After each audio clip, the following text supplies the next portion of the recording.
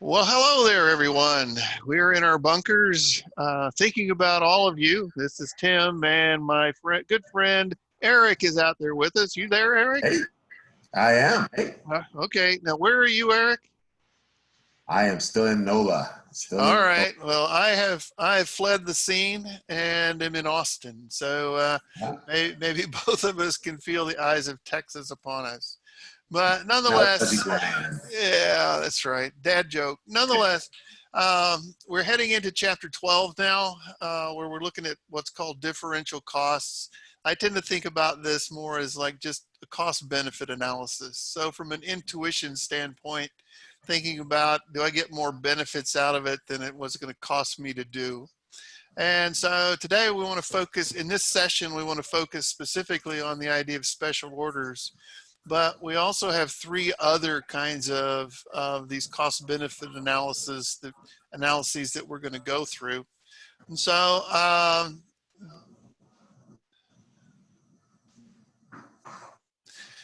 the four that we're going to deal with, and Eric and I are going to take different times to look at these. So today we're doing special orders.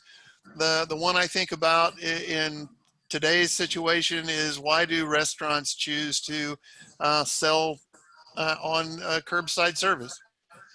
Why would they continue to do that instead of just closing their restaurant down? So there must be some benefits greater than the cost. Outsourcing, Eric, what do you got on outsourcing? Yeah, Anything come to just mind? if I am promoters, do I want to buy Delco batteries, or do I want to have them outsourced? I mean, is it what's the benefit of me making any particular part any particular component for my finished good, or get it from the outside? All right. And then I'm going to tend to look at the add or drop side of the house, and then Eric's going to come back for the split off piece.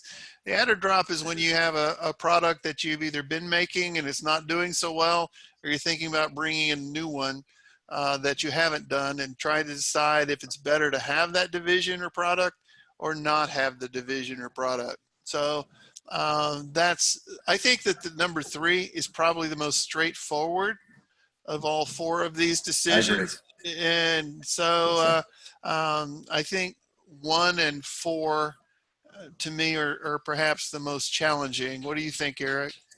I think so as well. Yeah, with number four, with the split off or uh, Yeah, further, that could get a little bit nuanced. yeah, yeah. As I like to say, just a pain in the butt. But nonetheless, we'll move on. So today we're going to try and give you some other key terms to work with.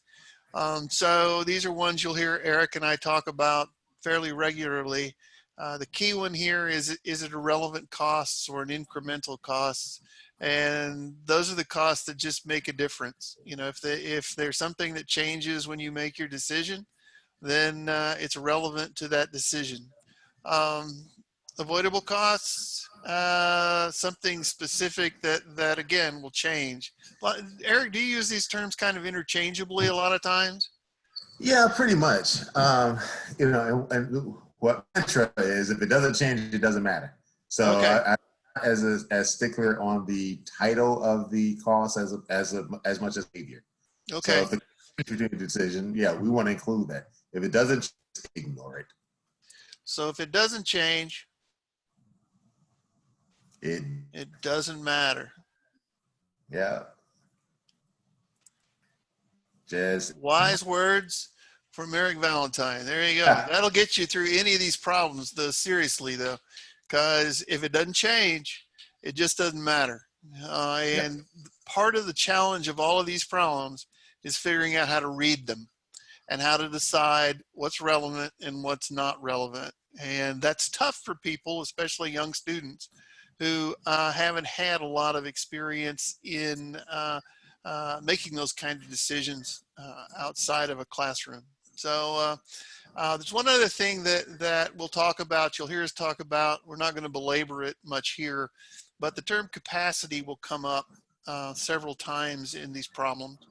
And there's four different kinds that I tend to talk about. One is the what's possible. the theoretical, the what's probable, which is the practical, what most people think of as what they can do. What's being produced, what I'm actually doing right now, and then what's available. So if you think about this from a student's perspective, theoretically, you might think you have 24 hours in a day. But the practical capacity is you probably should sleep sometime. And so the used capacity is going to be the 24 hours minus, well, first you're going to take out the sleep part, then whatever else you have left, you're going to use it. Then you've got some downtime, hopefully. The challenge is, what are you going to do with the downtime? And that's what's immediately available. So those are kinds of another way to look at capacity. But without further ado, we're going to go to this problem from the book. And so you guys can read this at your leisure. The challenge here, just overview, is that this company, Imperial Jewelers, manufactures gold bracelets. They usually sell these for $189.95. Now, the piece that's interesting here is this wedding party would like to buy 20 of these at a price of $169. So they're asking for a deal. So this is the Howie Mandel thing, deal or no deal. And so do you want to take on this special order of $169.95, or do you want to hold out for somebody to actually pay you $189.95? And so the question is, are the costs of making this special order, are they greater or less than this price that they're wanting to charge? So that's the issue. There's some other things that are important in here, like this is going to be important and this is going to be important, but we're going to talk about those in a minute. One thing that Eric and I have added to this problem, it's not going to be a big issue here, but we've added it, is that the practical capacity is 10,000 and they're currently making 8,500 bracelets. So the key piece of information you have is the wedding party wants 200. They easily have the capacity, the available capacity to make the 200. Yeah, the closer we get to the maximum capacity, practical capacity, it gets a little bit tricky doing the analysis, because now you have to attend to some other things that we haven't really talked about yet. But and the parameters, the problem we have now, we don't have that. We don't have that. So as you're pointing out, right now they have the potential to make another 1,500 bracelets, and this wedding party is only asking for 200. So they certainly seem to have the ability to ramp up and take these on pretty quickly. So the first thing you think about in here, we're going to come back, and one of the hardest things to do is think about what's the relevant cost. And the bad news for everyone is that we're going to come back to this old concept of y is equal to mx plus b. Exactly. We warned you, and now it's back. Okay. So Eric, kind of take me through the information that we're given from the problem. So they told us that our cost was $149. Yeah, so we have direct materials, direct labor. Those are strictly variable costs. Okay, so everybody remember, these are pure variable. All right. Yep. Okay, what else? The narrative told us that we had, there was a portion of overhead that is fixed and a portion that is variable. Oh, okay. So this $20 is both. So this is the classic mixed cost. Yes. All right. And so they're kind to you in the problem, right? Because we said that you had this 4 that they were giving you, and they were trying to tell you that there was a variable cost component, right? Correct. Yeah. Okay. But if you didn't have that information, if they didn't spoon feed you, then we can also compute. Okay, so if one other term that we have to tell you is what was used, what was the denominator used to calculate these per unit prices or these per unit costs. And so at 10,000 units, we could say that $20 was the price. I mean, the cost of overhead. But we also know that 4 is part of it and the rest has to be fixed. Well, how do we figure out, if we had to figure out, if all I had was the total information, if all I had were the totals, Right. what would we do to figure out the 4 on our own, Eric? You would use a high-low method. Oh A my. little while ago, yes. Didn't think Okay. back again, did you? You're making this thing comprehensive. Okay. So we use that So, the change in cost. So our overhead, our total overhead cost was, the difference was $6,000 out of 200 minus the 194. okay. And change in volume from our 10,000 capacity to our $8,500 Yep. produced. Take the volume divided into the cost, and we get a variable cost of $4 per unit, exactly the same as the number they gave us. So that's how you can get it in another way. And that sounds like really HTM, highly testable material. So, Yes. oh wait, hashtag HTM. All right. So as we move along, oops, sorry. Now we can start thinking about this cost benefit. And so the benefits side of the house in these, I tend to find these as the easy side of the analysis when we're looking at a special order. And so in this case, you know that the wedding party wants to pay $169.95. They want 200 of these. And so the additional revenue that the Imperial Company can come up with is $33,990. That one's pretty straightforward. So from the Imperial Company's side of the house, this benefits them by $33,990. But Yeah. now, anything else about that one? No, we're Yeah. good. You know, I think the common pitfall of some students is that, hey, you know, we're getting additional money, we're good. Let's walk away now. But no. Yeah. And so, but remember that we were getting, what was it, 189.95? That's our current price that we're getting from other customers. This one, they just want a deal. So now when we look at the cost side of the house, where did this information come from? It came from the part of it came from the narrative, and part of it came from our computations. So Yep. yes. So the 84 and the 45. Those were our direct costs that came from the table. Okay. We calculated the 4, right? Right. It was in the narrative, but we also calculated as well. Yes. Okay.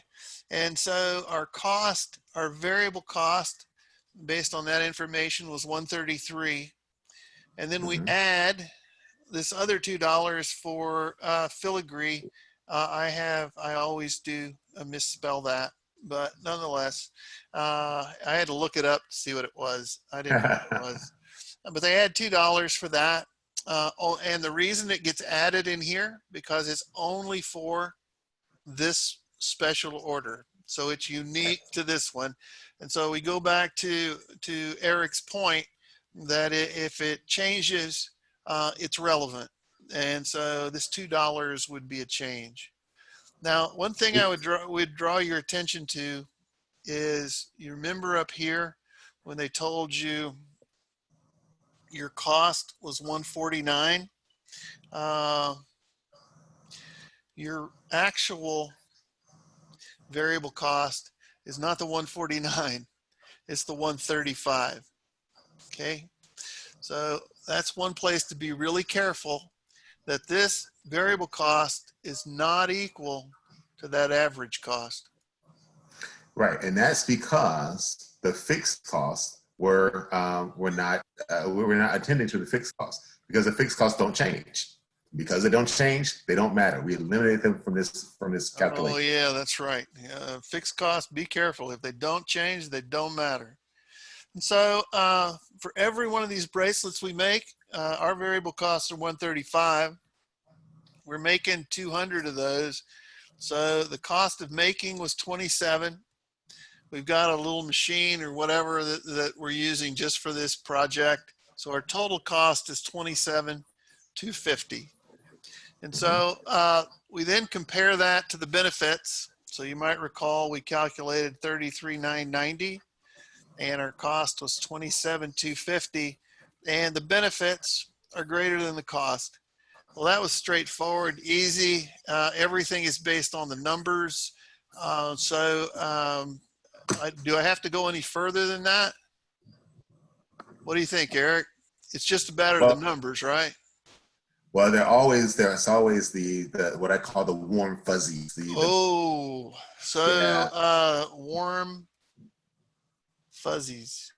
Warm fuzzies. And that is an accounting term, but well, I believe that. Yeah. So there's always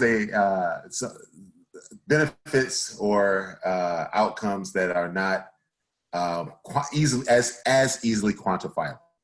And so they may not immediately show up in the data. But so, do you have some examples for us, like for what other good things could happen to Imperial because they decide to take on that special order from the wedding party? Well, we have unused capacity, and okay. So we're able to fill that capacity. We're able to give our workers some more hours and. The opportunity cost of using that capacity. So it's one of those things that's really relevant to us right now as we think about all the stress put on businesses around the country. Here, we've got available capacities. There's some way to use it so we can keep our employees working. So right. That would be a really nice outcome. Do you have another one?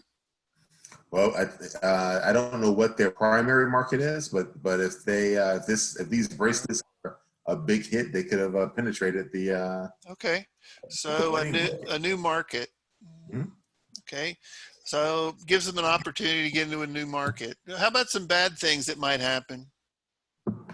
Well, customers may, they may talk, so if this becomes a big hit marketing wise, then everyone was going to want them for the cheaper price as opposed to this. So everybody wants the 169, and so that's one. So customers become dissatisfied. And what's another one? Again, we talked about opportunity costs a little bit earlier, but you may have there may be other things that you can do with that capacity in that time. And that's going to be a bigger issue if we had less available capacity, right? I mean, right now we seem to have a lot. So the chances of us all of a sudden getting so much more business that we could get a higher price right now may not work out. So anyway, there's a couple. We'll talk about more when you come to class. This is just trying to get you excited about coming to class. So, it's just setting you up for the big finish. So, hey, thanks everybody for watching this one. This is Eric and Tim hanging out in two different cities, talking to you all who are probably in all different cities and countries. So, thanks for hanging in there with us and your patience. Eric, you ready to go? Yeah, catch us in class or catch us on YouTube. All right. See you guys. Take care. Right. Bye.